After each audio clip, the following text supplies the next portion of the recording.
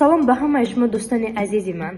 бори дорам ки ҳамаи шумо хубу саломат ҳастед ва ҳамеша он бонвоне ки мехоҳанд ки дар дасти худ пул дошта бошанду ва ҳамеша худ тӯҳфа бигиранду дар хона нишаста кор кунанд, пас ба апай Раҷабгул муроҷиат кунам. ба ҳамаи шумо нишон медиҳад тарзи кор карданро, тарзи тӯҳфа ба даст оварданро, тарзи пул кор карданро.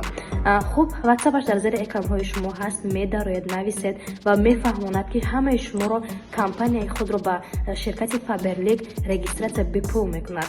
ройгон ба шумо меомӯзонад, то лидер шудан шуморо кӯмак мекунад ва шумо метавонед ки бо 50 бол соҳиби тӯҳфа ва соҳиби пул бигардед.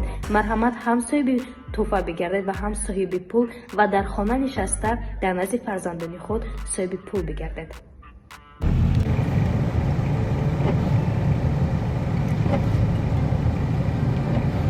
برفی به خبر آمد دهمی اولی 2023 با کشنگاه رای دوشنبه کلود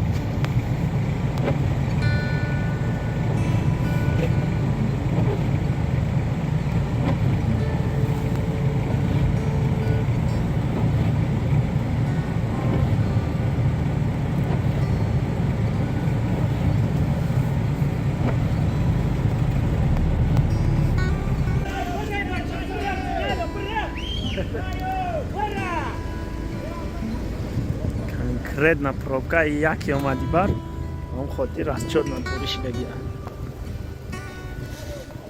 иҷа деҳаи сиртепаи поён мегарам қариби туннел.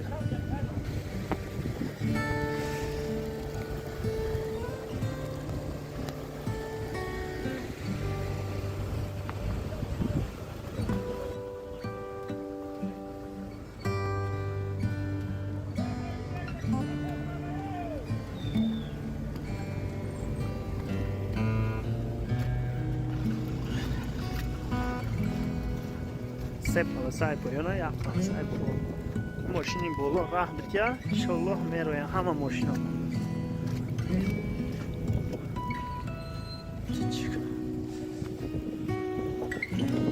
پیشارون برف اومده سه چه ماشینا